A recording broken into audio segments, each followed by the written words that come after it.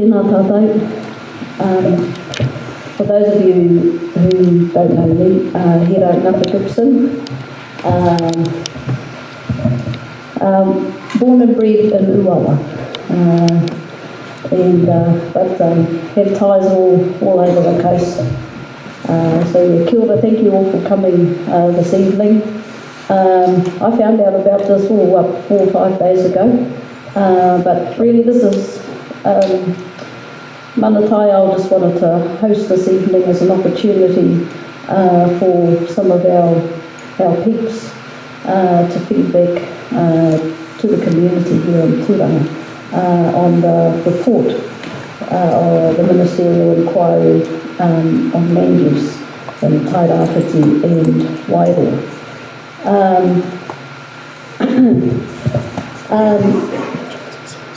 What have I got to say? I actually said to Manu, I don't need to be here, I haven't got much to say. He said, you're the person who signed the inquiry, the petition. So in January this year, I think off the back of Cyclone hail, but off the back of decades of bearing the brunt of wood debris, sediment, and just being unhappy with the state of our environment, particularly in Uawa for me, because it's where my breed's buttered. So off the back of that, we get tired of swearing in the shower. So a number of us, we talk on Facebook Messenger. We put out a petition asking for a public inquiry into land use. I just want to make this clear out. We've never been about targeting forestry or farming. This is about land use, how we utilise our land in a good way. Because we just felt, and when I say we, when we put the petition out, we thought, it would be awesome if we get 1,000 signatures. It didn't take long, and we had near on 10,000. I think we presented it to council, the GDC, just before Cyclone Gabrielle hit, and then not too long after that, I think I forgot the Gabrielle was that the Ministerial Inquiry was announced. Anyhow, I think I've only got 2 minutes, so really all I want to say though, the report itself, and here and the panel and the officials, and in fact everyone who made a contribution to the report, thank you all. We're up against it time-wise, resource-wise, but I think on the whole, many of us are happy with much of what's in the report. To be honest, and no disrespect to those who have put the grunt in and come out with the report, for me, someone who's grown up in a paradise and watched it become something that's just not recognisable to me. The report, to me at the moment, it's all words on paper, and the proof for me will be in the pudding. And when you start putting pedal to the metal and doing stuff. That's me, I like to do stuff.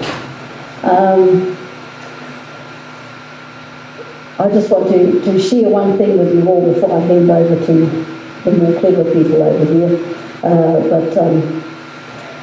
After Gabrielle, I was taking my niece, my mum's only whakapapa,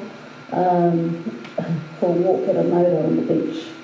Beautiful beach, Jack, safe, still safe. And it occurred to me that along with Whangarā, it's probably the only safe beach in Tairāwhiti. Very sad. I'm happy that my niece will still get to have, or still have a safe environment to develop their relationships with Tangaroa, with him and Moana, and with that particular environment. Sad that many other kids growing up in Tairāwhiti won't, concerned that because it's one of probably only 2 safe beaches in this region, it's the pressure that comes with that. We're just a humble little community, and will become the place to go, because the kids can't go. You can't take your kids to the beach. It's hard here in Tūranga. It's certainly impossible in Iwawa. I'm not too sure. I know in Graham's neck of the wood, you can't look at it without having a tangi. It's the same with our neck of the woods. So yeah, there's a whole lot of when you start to digest those things, there's a whole lot of trauma that it sort of it happens. So yeah, I'm just a resident. I'm just hokainga here at Onoda Bay, who wants to see our place get better, who wants to see us all stop pointing fingers at each other. Yeah, we've all. Some people have made decisions that may have led to not good things. There's things that we've inherited that probably haven't put us in a great place. But we're here. We're here and now, and I think it's just about taking a bit of courage, putting the environment first, and reminding that us humans, we're just a child. We're just a child, and if we don't look after our environment, who's a lot older than us, we're going to get asleep. We're getting asleep. We're going to continue to get asleep. Just on the forestry thing, grew up with a lot of uncles, on the backs of uncles, out planting forestry with my dad, planting pine trees with my dad. I had a job during high school, log making, so I've seen how the mess happens, how the man-made mess happens, just through poor practice. The sad thing is, when I went for a chopper ride a few months ago, the scope was quite unbelievable. I went through without catching stuff on Tūranga.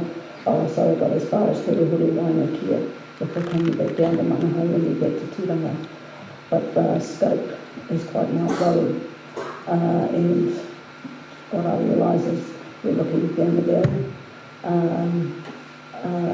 For me, it's about surviving the next 100 years or so, surviving this while trying to make it better.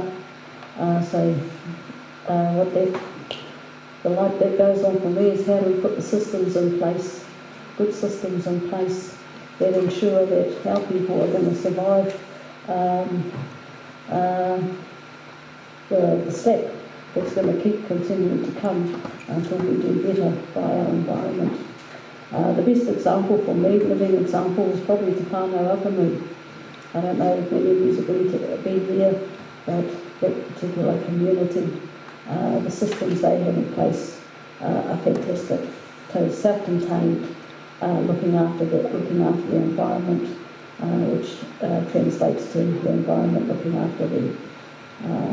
Anyhow, that's all I have to say.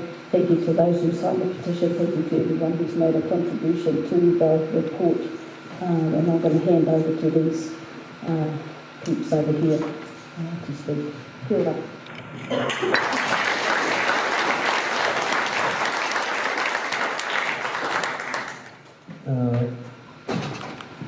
Tēnā te mihi mai oha mahana ki a rautu, te haukainga, te rohi nei, i tō tātou kaikarakia, te āpui e tā.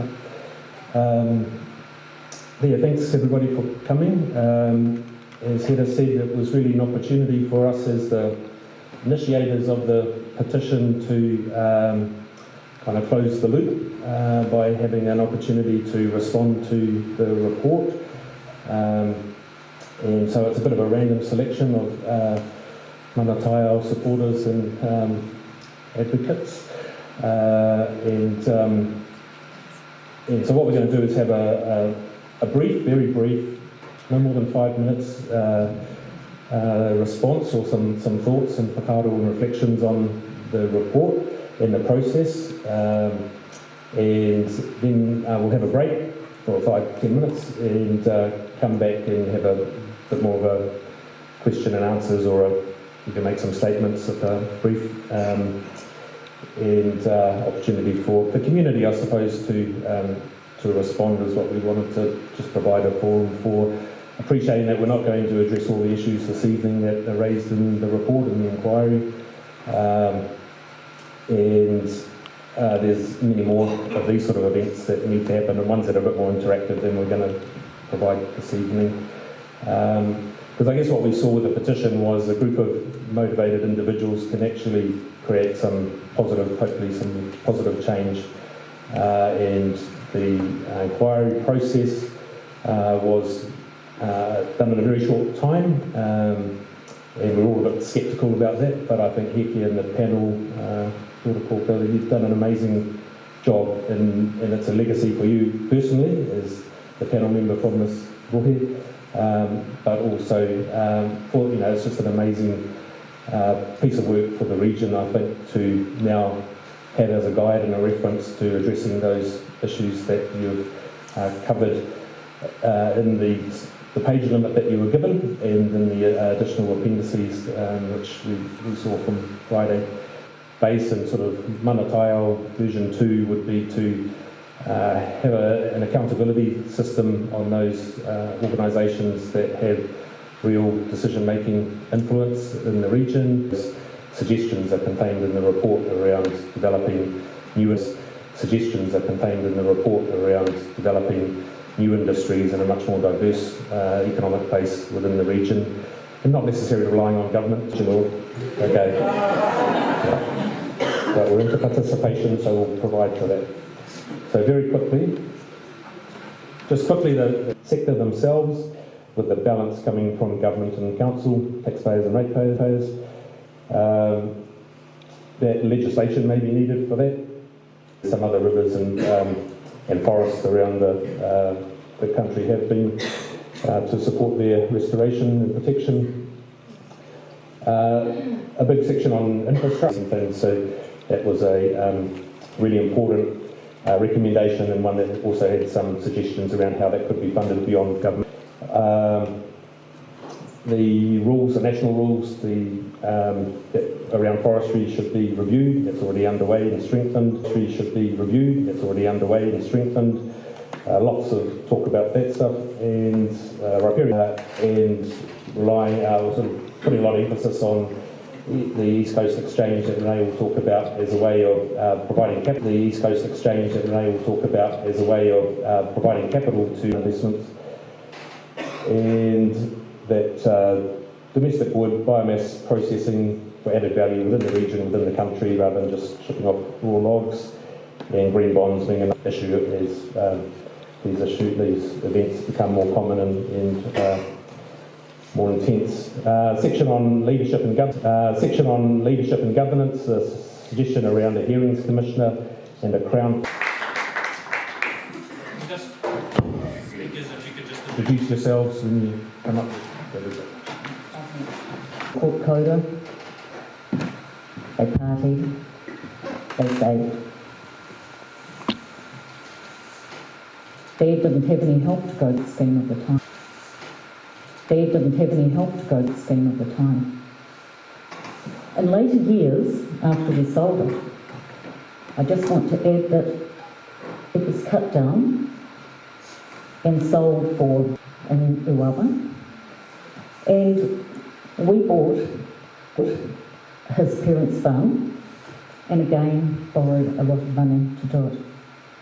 We didn't know where it was coming from. We thought it was a tsunami, but it was coming in the wrong direction. It was coming from up behind us. It was many days before we found it. We swam in it, the mangahea, we fish in it, we catch millet every now and again, a few whitebait when we have time. We boat in it.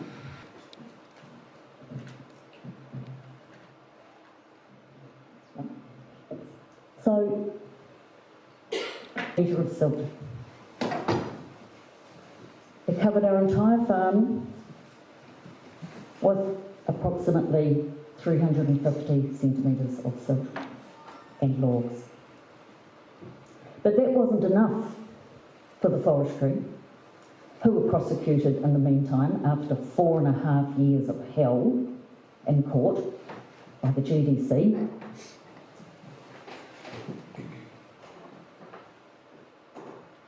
We had another rainfall, a third of the amount in Cyclone Gabrielle, And this time, we were wiped out doubly as bad. And not only that, our beautiful Kuitu bush has had its entire understory wiped out, and in there are plants and insects that, to our knowledge, are only found there. After 38 years of loving it, keeping the fences up, keeping stock out, keeping it pest-proof. And I just want to say that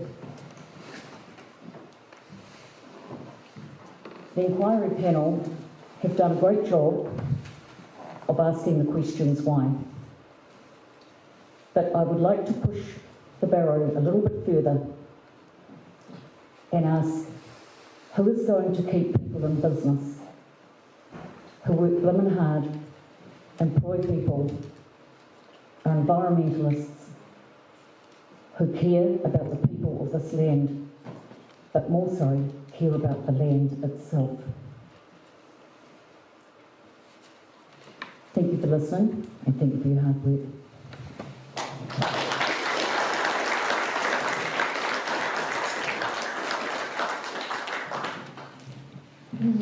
Tēnā tātou katoa, ko Renee Raroa tōku ingoa, ko Ngāti Porou no Ranitipia ahau, and I live here in Turanga, Gisborne.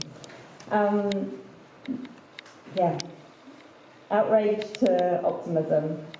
I think there's definitely a lot of outrage going on, but it's really useful for us to start to see these glimmers of optimism in this moment. I guess, yeah, what I want to ask everyone to do is just indulge for a moment, for 5 minutes max, in a headspace of optimism. The inquiry recommendations to Hera Ngata-Gibson position itself to enable the development of a biodiversity market for New Zealand brings us huge optimism. It's a massive opportunity for us as a region to see things like our QE2 blocks, our Ngā Whenua Rahui blocks, other regeneration that's happening already on our lands to be incentivised and to be valued in a way that we haven't previously valued these things. We know that this type of activity is valuable not just to Tairāwhiti but to the world, and we're clever enough here that we can create new markets that show that opportunity to others. So I guess what does a biodiversity markets look like? I think it brings opportunity for all land uses, that mosaic of land use that we've talked about, to highlight the value and the good practices that are taking place. Indigenous forests, obviously. Our Indigenous forests are going to be what helps protect us from the changes of climate ahead.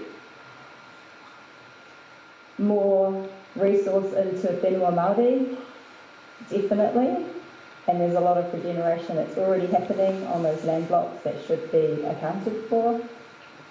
For our farmers and our foresters, both of these industries can be rewarded for doing things better than they have been done in the past. And for all land uses, that mosaic of land use needs to be supported through by incentivising regenerative, good work that we know supports the health of our whenua, our awa, our marine spaces, and therefore our communities. So I'm hopeful and optimistic about the development of such markets and payments for biodiversity for our region. And I think we're in a bit of a Goldilocks moment. here in Tairāwhiti, where the conditions might just be right, where we can actually do something about this. And I'm thankful to the inquiry that it was bold enough and courageous enough to actually go there and say, hey, you know, as a region, yes, we're a mistake, but I think there's an opportunity here. And to push that message through to a national level and even a global level, because that's where it's going to need to go if we are to bring enough resource into the region for it to heal and move forward.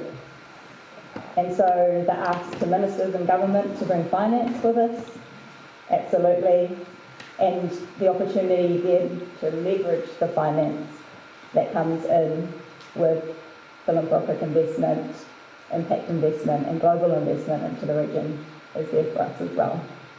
So yeah, it's okay for us to sit in outrage because we should be outraged, and it's okay for us to have the outrage for decisions that have been made in the past and for the decisions we continue to make, but I don't think any of us get off free here. I'm outraged at myself every time I drive my car or do something that I know is counter to what we need to be doing, or don't spend every day working on the solutions that I know we all want to be working on if we had that opportunity. So thanks for sitting in the optimistic space for a moment.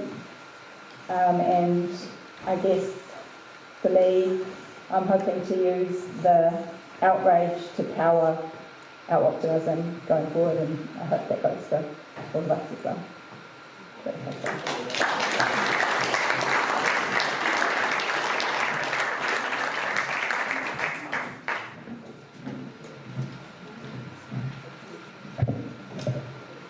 Kia ora koutou, ko Tukurangi te maunga, ko Waipu te awa, ko Raukumara te ngahere, whānau pōkau te hapu,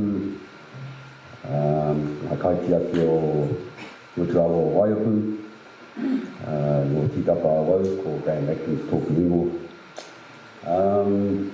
I live on the southern side of the Waipu river mouth, so what happens upstream pretty much we get it all. So but the world famous awa and all the issues that go with it, and you know, with world famous erosion, and so every time it rains we pretty much lose all our land. So with the last two cyclones, thousands of hectares of river flats just went out to sea, and so how can that be sustainable? Plus we lost generations of kaimana. Yeah, beginning to wonder whether we got a place at home, a place to live at home. So definitely looks a bit dodgy for our tamariki and mokopuna. Those river flats are how we pay our bills, where we live, where we grow all our kai, and so if they're vanishing down the river every time it rains heavy, something's up. And so yeah, I've done tile restoration mahi for about 30 years, and always used to struggle with the issue that you didn't involve the people at place in the management of these places, and so we've been given an opportunity to turn that around through our Raukumara Paimona project. So 44 locals, whānau apu and Ngāti Parau, working in the tile restoration space. So that's, in those 30 years, that's something that's never happened before. And I believe, I know in myself that the solutions to the issues that our catchment faces, the solutions are already here. There's already the expertise that exists amongst us. You know, I mean, talking in the wider Gisborne and East Coast area that know how to get this sorted. So one of the work streams in the Paimona is we put 2 carbon towers.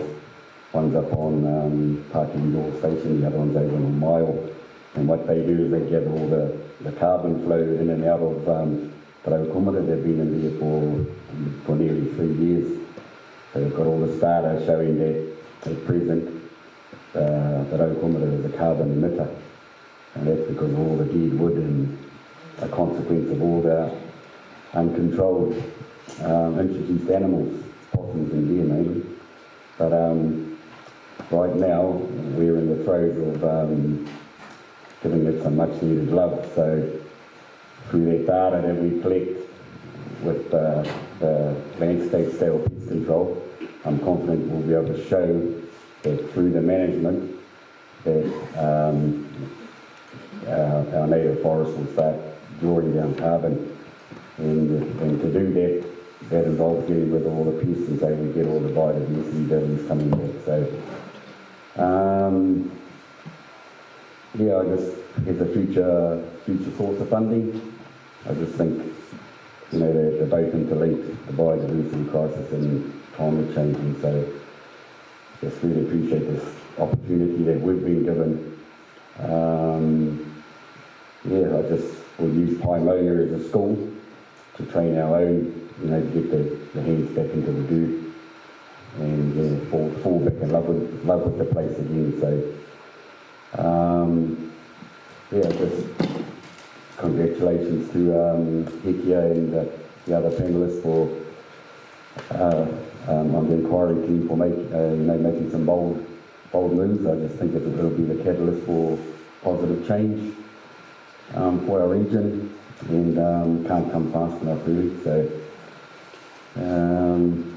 yeah, if everyone ever wants to come and see where all the land use and the Waipa catchment ends up on our beach. So we've got cyclone rings on our beach, so it's like a dirty bath with the black rings. Well, I think we can go back 6 or 7 storms and you can see the level of the lines of all the logs and other wood waste. But yeah, it all started around 2008, and that was when all those post-boulder farms,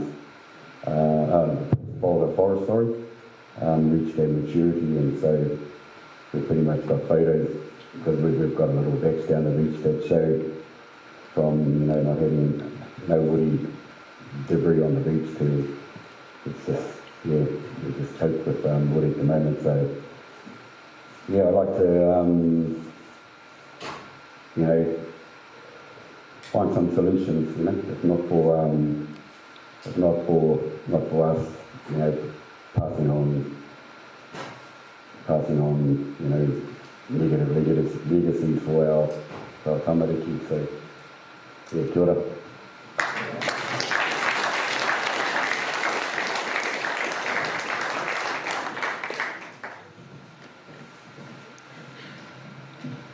Kia ora koutou, everybody.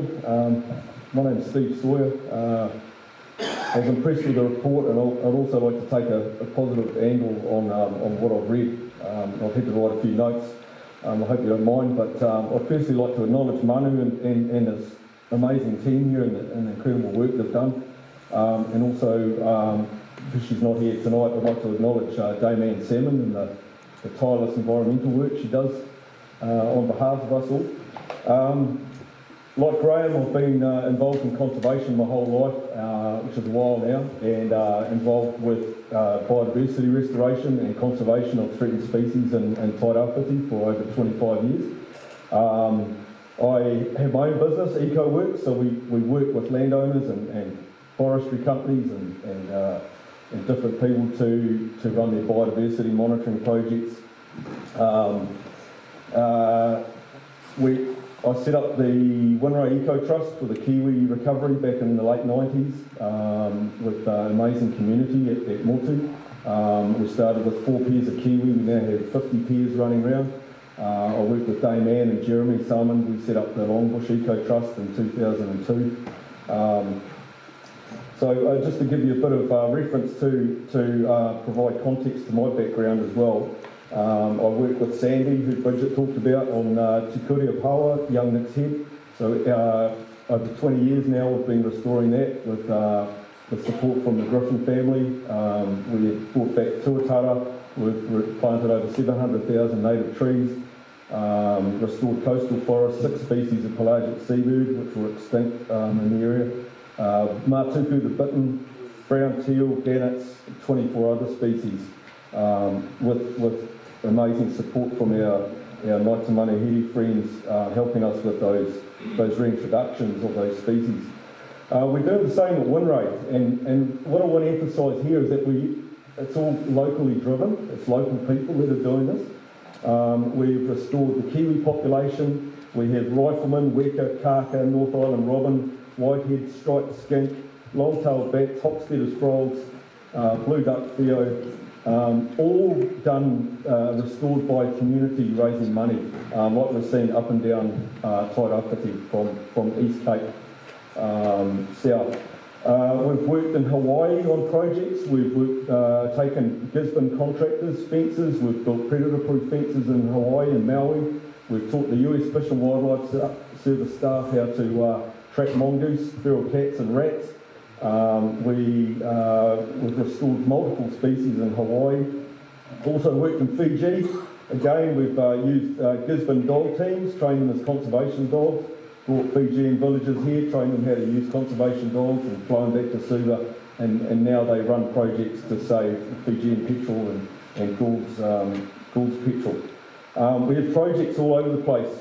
James Cameron, the Avatar man, we manage his project in Wairarapa. We work with Fulton Hogan, Hawke's Bay Regional Council, Cape Sanctuary, a whole range of clients, and we call them friends.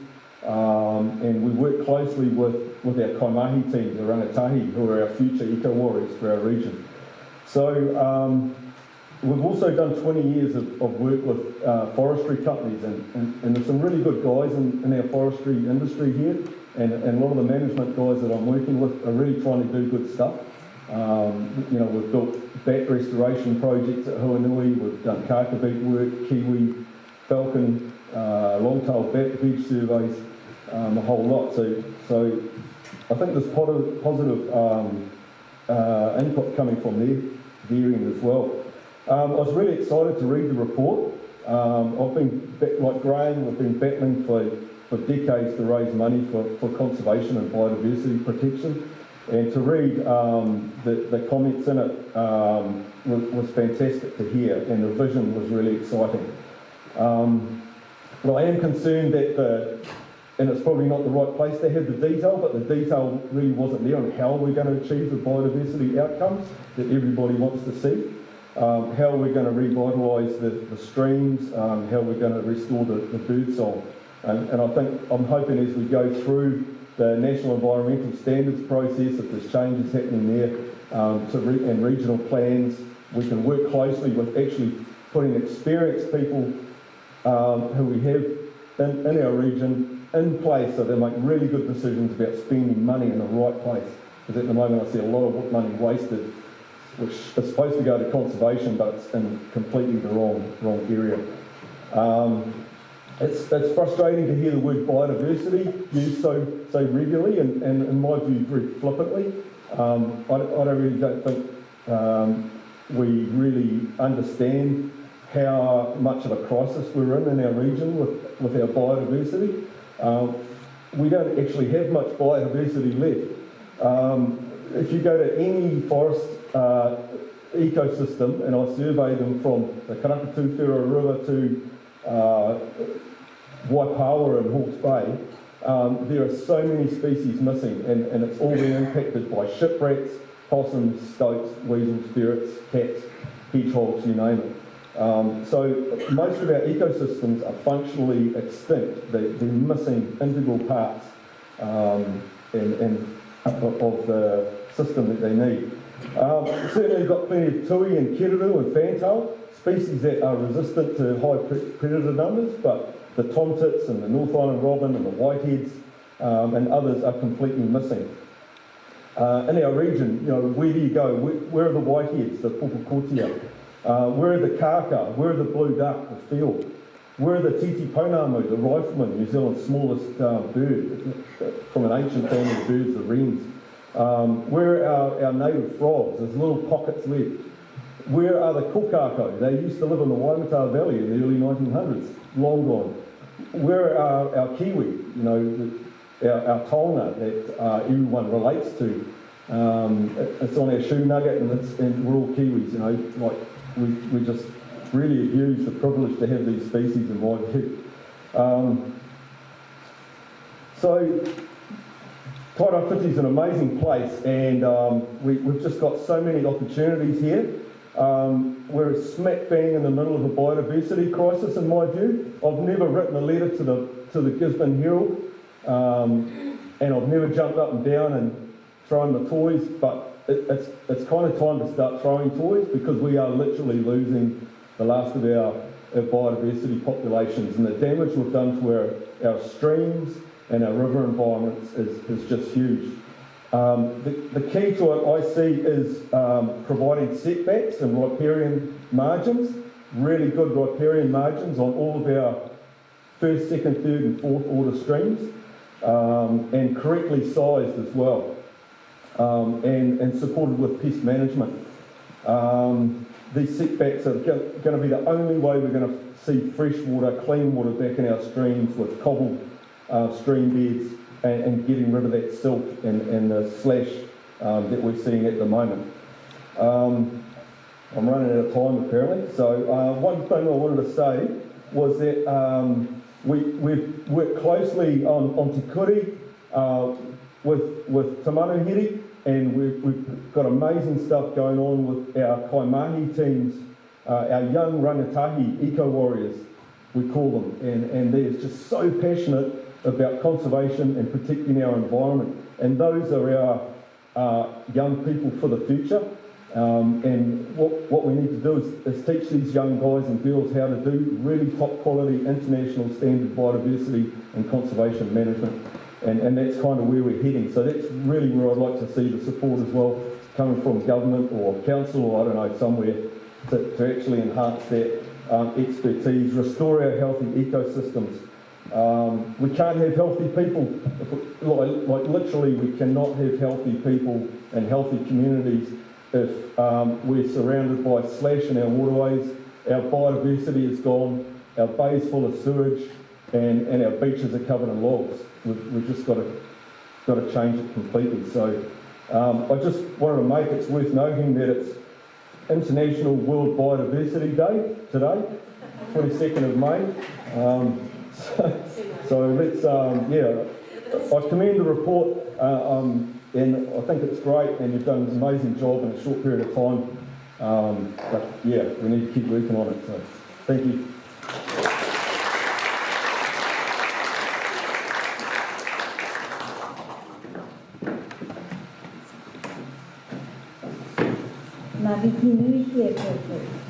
My name is Renee Raroa. Most of you don't know me, apart from my whānau. I'm a Resource Management Act lawyer in Christchurch. I've been working with Manu and Hera mainly since January, but only on screens. So it's awesome to be here, to feel you, and to talk about this really important matter. So my focus is the regulatory part of the report. And before I go there, though, I'd like to give you an insight to why I'm here. When I was growing up, when I was a child, my parents lived in Hawke's Bay. My grandparents, Jeff and Audrey Blackman, lived in the old schoolhouse in Tolaga Bay on the banks of the Uawa. And my cousin Kiriana and I, very close in age, we spent much of our childhood here. Every holiday, we'd go down to John Smith's dairy and buy our 20-cent mixtures of lollies. It takes ages, 1 cent and 2 cents, maybe 20. We used to hoon around the Tolaga Bay school field on the nifty 50. We'd throw eels on the banks and watch them slither down in the mud. And then, of course, when my grandparents got a bit older, they moved into Gisborne, and we had lots of happy times here in the holidays, and we graduated to pubs as we got a bit older and saw some of the best in the country. So I love this. This is my home as well. And that's why I harassed my auntie in January after hail on Messenger. And I said, but it's not good enough. I think I might be able to help with that. And then she got sick of me and told me to harass Kerry, and I sent him the same messages. I think I might be able to help with this. And I got a message back and said, well, what can we do, cuz? And I thought you'd never ask. I've got some ideas. And from there, he's got sick of me as well, so then I harassed Manu and Hera, and we've talked a lot since then. When I saw the newspaper article about the report and promising it was going to be compelling, as a lawyer, I saw that with a healthy dose of scepticism. The time frames were brutal. The amount of information to absorb was prolific. But, hats off, it's compelling, it's concise, it's broad in scope, and it hits a huge number of the reflectory notes that we had talked about for months.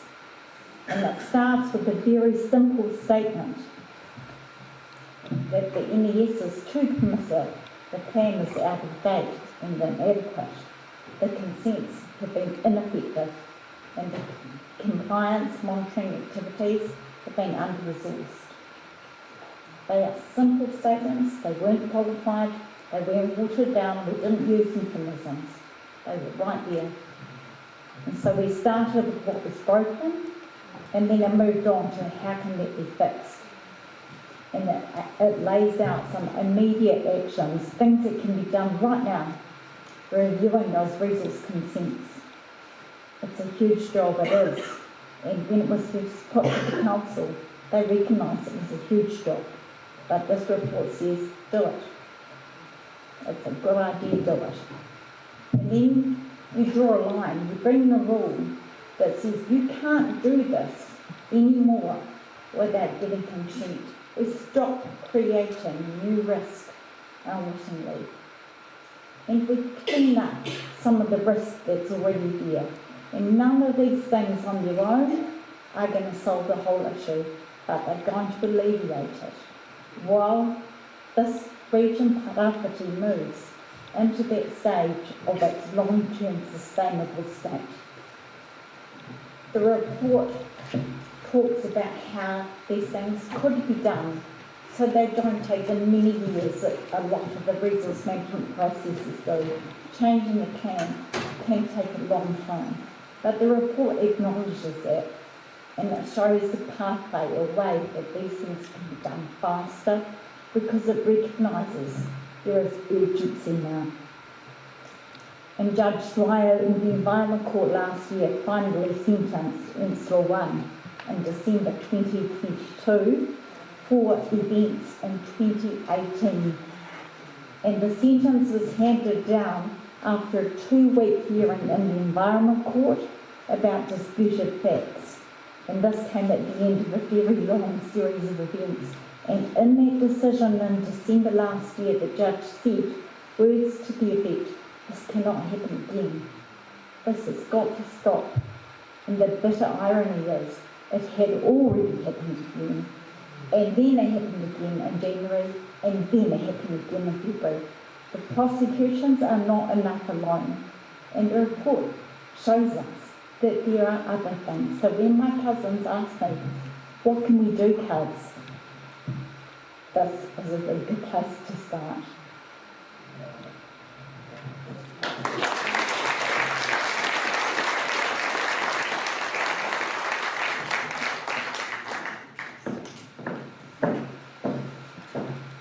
Kia ora. I'm Kerry Worsnop. I am a Tairāwhiti farmer, both up the coast and west out at Rere. I was a Gibson District Councillor for 1 term, and those who know me know that I couldn't do another term because it didn't feel as though I could do anything. And I think that's probably a feeling that a number of people sitting around that table have felt. It's probably a feeling that numerous people in the region have felt. And I think that's the part of this report that I want to talk to, is the people part of it. And to those who have been tasked with the inquiry, thank you for taking it with the gravity that obviously we all wanted it to be addressed with. But I had deep criticism and a sense of anger towards those people who had ignored this issue for so long. I got into council thinking that I knew things that council didn't know, right?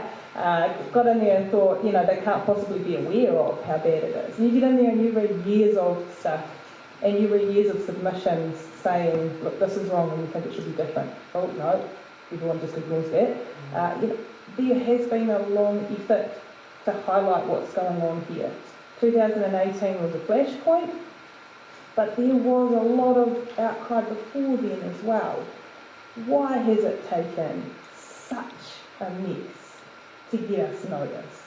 I put that back on leaders long before now, that it didn't need to get this bad. And I think the problem for us now is that while the environment is a huge part of it, just looking at who is sitting here, I think I'm going to also try and fill another gap. We've got a huge number of people who are reading these recommendations and thinking, what do they mean for me? Because while there is a lot of recommendation, there's not a lot of empirical stuff sitting behind it that I can find. There's not a lot of specificity with regards to what does this mean if I'm currently a forestry contractor? What does it mean if I'm currently a farmer and most of my land is steep? That kind of uncertainty can't linger over our people for very long. It needs to be addressed urgently because uncertainty is very damaging for people's lives, right? We've been living with environmental uncertainty, we've been living with a whole number of other issues, but a critical part in addressing this is capturing that optimism, and to do that you need to give people concrete places to move to. And if we don't manage to follow this report up with that, we risk creating different problems. Right? We made a lot of problems with our last solutions. We can't afford to wield the same blunt hammer because we end up clobbering the same people that we clobbered last time. And those people can't really take anymore. I think you can see that all over the coast, and you can see that in areas of our town. It's time that we were nuanced.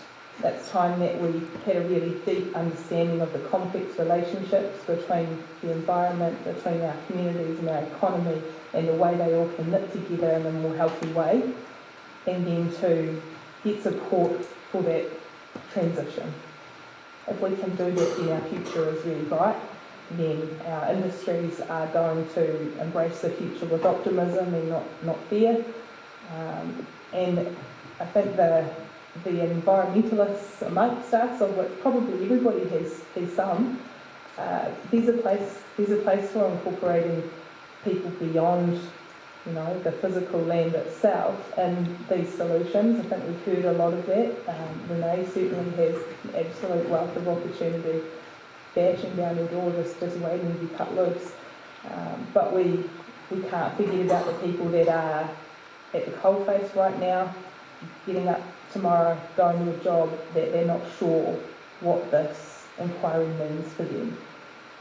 As a farmer myself, in a community who have long been calling for some of the hard words that have come in this report, it's a part of me is very willing to say, yeah, let's just pull the brakes on all this because it's making such a mess.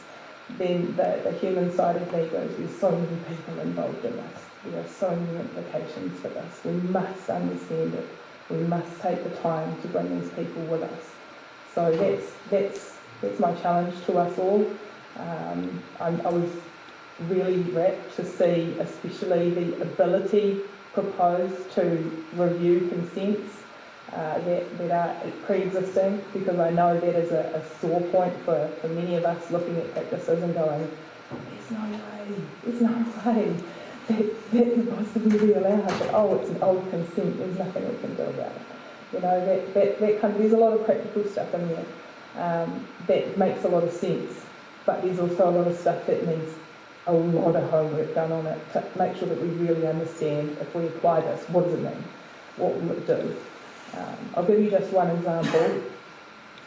A 20-year time period for harvesting, starting with a 25-year-old forest, means that those trees will be 45 years old, the oldest ones in that stand potentially. Old trees are prone to shattering. Shattering produces a lot of slash. That slash is difficult to recover on steep slopes, right? So your forestry guys are going to be able to talk to you about that. They're going to say, hey, look, this is how we might address that. But we need that knowledge. We need knowledge from people in the system. We need knowledge from people with decades of experience. And we need to presume that we don't all know the answers right now, because we definitely don't. So that's all from me. Thank you for being here. Thank you for being interested. Thank you for loving this place as much as I do.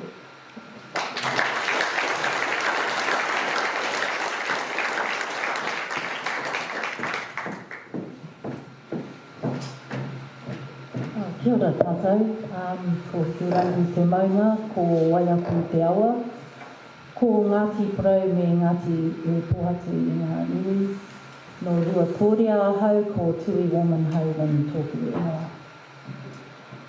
First of all, I'd like to mihi to Manu and to our Mana Taiao hodgepodge crew that just came together to get this whole show on the road, and I'm just grateful for all the participation, all the quality, everything that's happened in such a short time. The report is exemplary. I can't really fault it. I just want to maybe give a few more additions as to the how going forward. Graeme and I travelled, and his wife travelled here tonight, really to represent the voice of Waiapu, the catchment. Now he lives at the end of the Waiapu, around near the Mutuawa, and I live in Ruatoria, where just below the confluence of the Mata and Tapuwaiwa rivers, so at the head of Waiapu. Now, there's a couple of things that I want to pick up on. One of them is the Waiapu Koka Huhua, which is the 100-year restoration plan that fell out of the agreement, the Ngāti Parau settlement with the Crown, in the form of the Waiapu Accord, and from that was formed a Memorandum of Understanding between the Gisborne District Council, MPI on behalf of the Crown, and Ngāti Parau. And that whole deal has come to a standstill. We haven't had a proper meeting for over 6 months.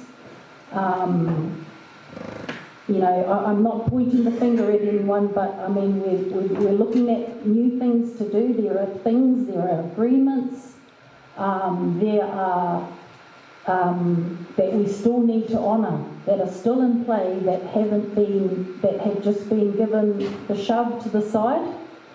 And the Waiapu Catchment Plan, which is due to be presented and completed in 2024, has also come to a standstill. So, as a representative on the Runanga, and also for my rohinga tipuna in Ngāti Parau, I'm a hapu technician on that working group. Now that work has completely come to a standstill, and one of the main reasons we've been given is that there's no money. So I guess my point of bringing up these two programs is to say, hey, we need to do what we're supposed to be doing. And this is, you know, it's so obvious.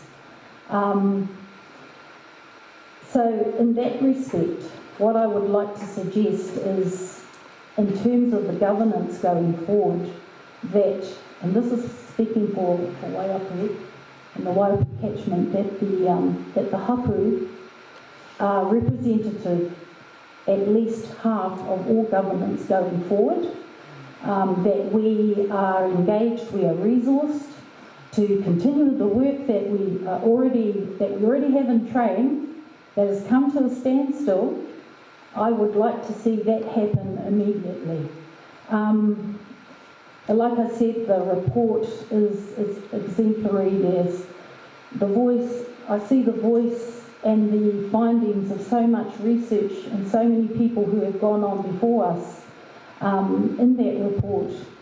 And that's all fantastic, and I do feel the optimism, Renee, and I loved your kōrero, and I like your thinking and your outside of the box, and that's important too, that we, the voices that aren't here, that we still capture those voices, and we, you know, the rangatahi, for example, they're the future. They're the ones that are going to be managing this wicked problem that we have here. But I am optimistic, and I don't really want to talk too much, except to just finish and say that, like Graeme, I'm an environmentalist, and my work is in governance and research, and we have all the solutions, and most of them have come through the report. The treaty narrative was not strong enough, and I just refer back to that narrative because in terms of the settlement with Ngāti Porou, there's still a large aspect of that through the Accord, through the 100-year program and the Waipu catchment plan, and everything going forward from the mountain to the sea. I'm a part of the Raukumara project as well.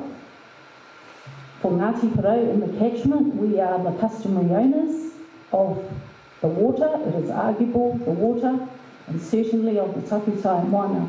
So we need to be at that table in a meaningful way, in a resourced way, and we need to be there tomorrow. So, yes, thank you. Thank you, everyone, and I'm pleased with the turnout. I hope that more discussion continues after this, and happy to be a part of this mahi going forward, whatever way that I can with all my other hats I wear. Manu, tēnā tātou katoa.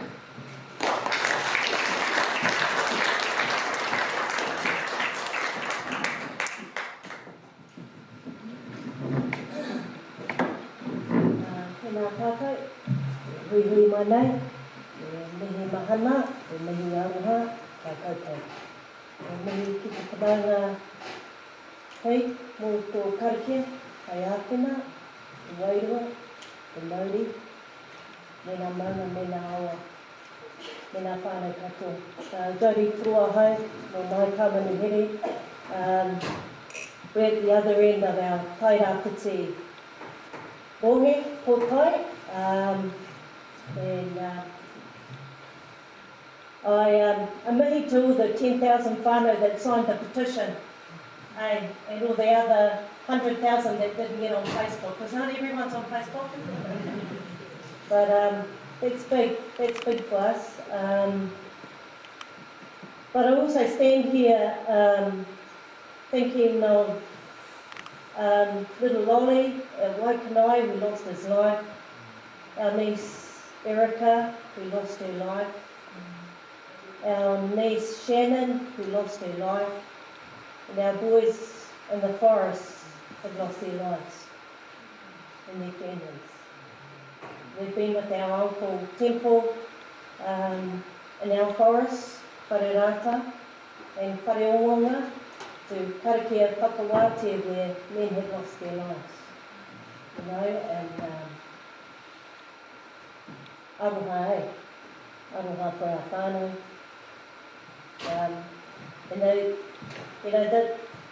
That brings us to where we are now. And kanui te mihi hikia. And mamai mō te oranga. Outrage mō te optimism. So you know, where we are in Muriwai, we have a taonga, Te Peru, little estuary, which was a big estuary, but our estuary is suffocating through all the sediment, and that sediment's coming from all our waterways. But hei oranga, through our whānau, my cousin, my niece, who are out there with our rangatahi and Jobs for Nature and just powering it, and been powering it for decades too, around restoration. And then you get, you know, the rangatira, the champions like these guys here, that are just powering it. And fortunately in Muriwai, the fellow with the big pockets is a billionaire from Manhattan. Because the biggest struggle is actually to pull resource from out of the crown. So for this report, to acknowledge the poverty in Tairāwhiti and how true and tika it is for our whānau to survive, and what this industry has done to communities and to whānau is you don't know until you're there. And I live in Muriwai and we're not there. But I've been in Wairau. Because our whānau at Rangiwaho have supported our marae in Wairau that have been decimated through Gabrielle. 2 marae. The trustees of the marae, all their houses were red stickered. Some of them, fortunately, weren't insured, so they could actually clear their kainga. The ones that are insured are stuck in a holding pen. But my point is that even the mayor there, he's not sure and can't have the expertise to say this was the cause of slash, or this is Waiwau River just breaking a flood bank. You know, it just seems ridiculous that those answers aren't there. But I see our whānau in Wairau just driving, oranga, just getting through it. We're at the marae having a hui with engineers and architects.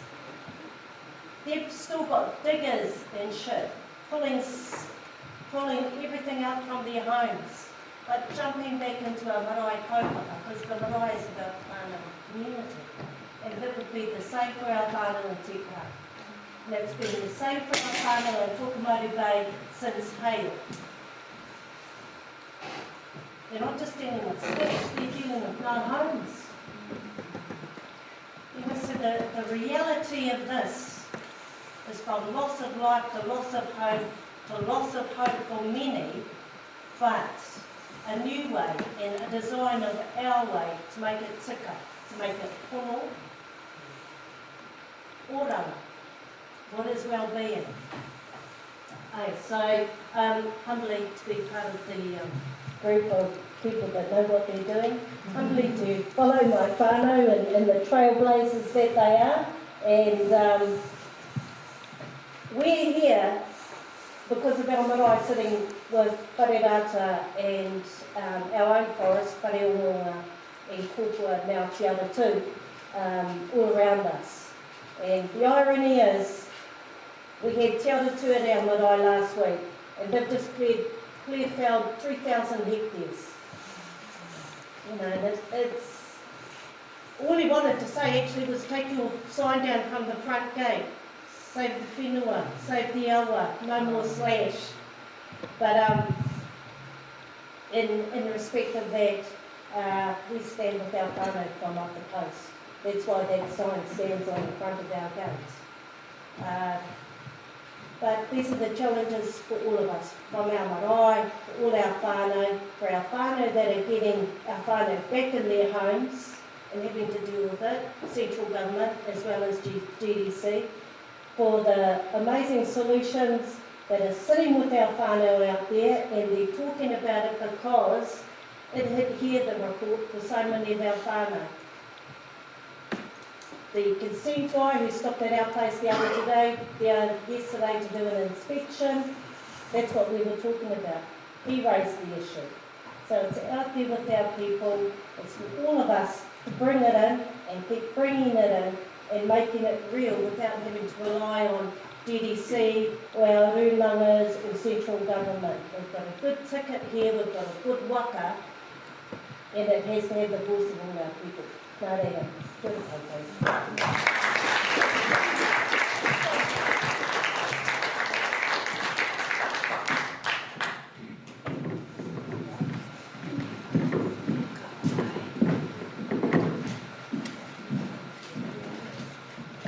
Tēnā tātou.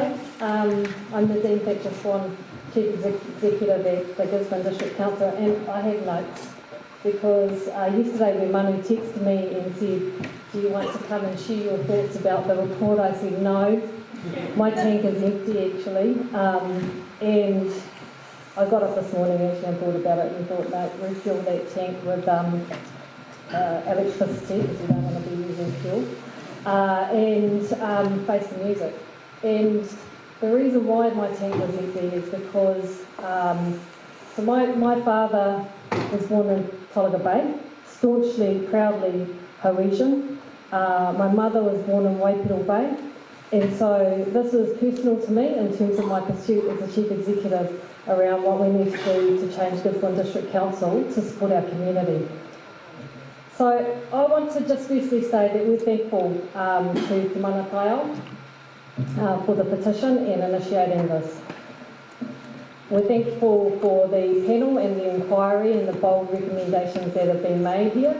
And I want to say that we went into this process as a council with good intentions to support the community, to look at what we're doing, to see what support we needed to enable our community to move forward and to improve the environment. So through this, we believe that there are a full range of incentives and regulatory levers that we can use to change the land use within Te Tairāwhiti to be consistent with the direction that's been outlined in the report. I want to point out, however, what we have been doing since that time, because I feel that that didn't quite come through in the report. Many of you will know that councils consistently oppose the National Environmental Standard for plantation forestry, given that it creates a permissive regime, a permissive regulatory framework that does not work here. And where you can impose stringent rules, the threshold is really high to be able to do so, and we saw that through our freshwater planning provisions, where we had significant objection from the forestry sector. We've had dramatic changes in terms of our leadership, our culture and our practice, procedures and enforcement. We've made significant investment in our RMA functions, including $26 million into overhauling our Tairāwhiti resource management plan. We've reviewed our environmental services and functions, and we increased our compliance monitoring and enforcement team from 2 regional consent officers to 8 compliance officers and 2 investigators. We're already working on a plan change and we're working with our stakeholders around setting regional rules to replace the NSPF in Tairāwhiti. An options and issues paper has been drafted and we're close to wording of those plan provisions. We've established our own task force. We'll have to change the name given the recommendation in the paper for another task force, but we see that they can work complementary together with one another. These are to seek enforcement orders from the Environment Court where poor practice is evident.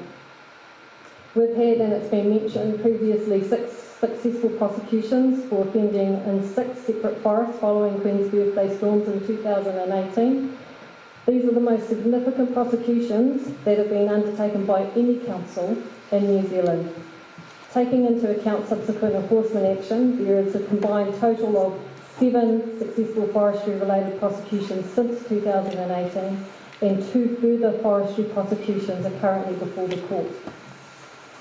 With the support of central government, we've also significantly increased our land management team by 9 FTEs, and that will enable us to increase land management advisory and support to landowners.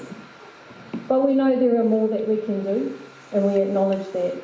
We've considered the panel's report, and while we may not agree to the extent that the report is critical of the action or inaction of the GDC, we do agree with several, well actually many of the recommendations in the report. and in particular halting clearfell harvesting and transitioning highly erodible land from exotic forestry to native forest. A detailed transition and implementation plan, however, is really important, as some of the panel have talked about tonight. We certainly agree in terms of the mosaic of sustainable land use, flood capacity assessments, bless you, while out of scope the recommendations concerning the state highways, electricity supplies, many of the good stuff in the report. Stabilising existing gully erosion, land use rules that control land use activities on land with extreme erosion, riparian planting, expanding Mana Taiao, supporting the East Coast Exchange Initiative, biodiversity credits, the Just Transition Plan, all really good stuff. So the report makes several recommendations in there, and the part that the council is in disagreement around is the proposal for the commissioners. And the reason for that is because the council believes that it's got a lot that it can do working with our community, that the community should be driving the changes with support from central government, not led by central government. That being said, we are open to getting the support and technical expertise and fast-tracking our plans with a peer review from experts that can assist us and support us in that space. I heard the sadness, anger and frustration in the report, and I understand that trust and confidence in the council's ability to protect and preserve our environment has been shaken. And especially on the back of this report, I, as Chief Executive, want to assure you that myself and my dedicated team are committed to changing this and gain back that trust and confidence. Our environment is our taonga, and we sincerely want to preserve it for our mokopuna and future generations, and it will require commitment with us all working together. It's not about blame anymore. This is about us working together, putting aside our personal differences, our political differences, and getting on with the job. We're committed to this, and we will work with you to ensure that our whenua is a sustainable place for all of us. Tēnā tātou katoa.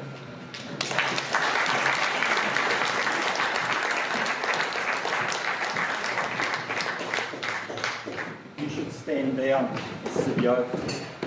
You're responsible for this. Kia ora whanau. Phil Hope, are you in the... Oh, there he is. Go on now. Come on. While Phil's getting order. Renee, I'd just like to acknowledge Renee Raroa for her amazing appearance at the United Nations and Indigenous Peoples Forum, calling for a moratorium.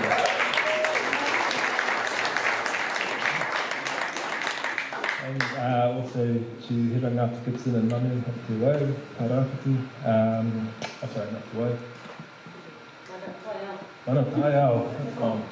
Mana Taiao for pushing the petition through, which resulted in the inquiry.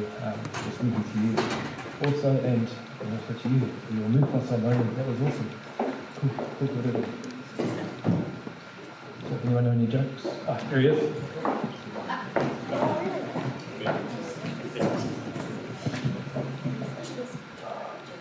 Kia ora koutou.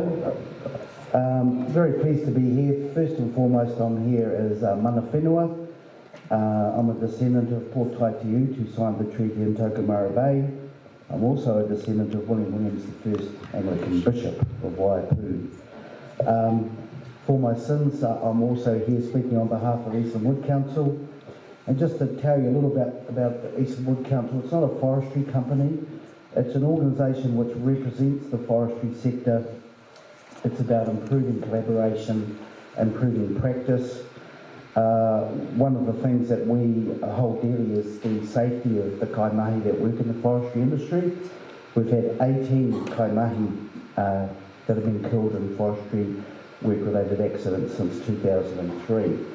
So one of the programs that we've been working on is called Te Kawa Tāne, and we've been working with WorkSafe and everyone in the sector to improve the cultural safety, because we believe that goes hand in hand with kaitiakitanga and better environment. Heke Parata for her leadership as chair of the ministerial panel. I think they did a really thorough job. They visited forestry blocks. a job, they visited forestry blocks, they taught land. Landowners are impacting their neighbours and those people that live downstream. So this is about kaitiakitanga, this is about all landowners. You leave them there. If you leave them there, they get bigger and they will come down in huge volumes into river systems and brutalise infrastructure and end up on beaches. So we need to think very carefully. Yes, some forestry companies have been very good with the clean-up. No, they haven't done a good job on all the beaches. Reasonable job in Gisborne and Tolaga Bay, but I'm here just to acknowledge you're here because you're interested in solutions. I'm interested in solutions, and may this be set land use in Te Tairāwhiti, and the people that are in this room together, and the people that are in this room together tonight, we have the answers to those questions.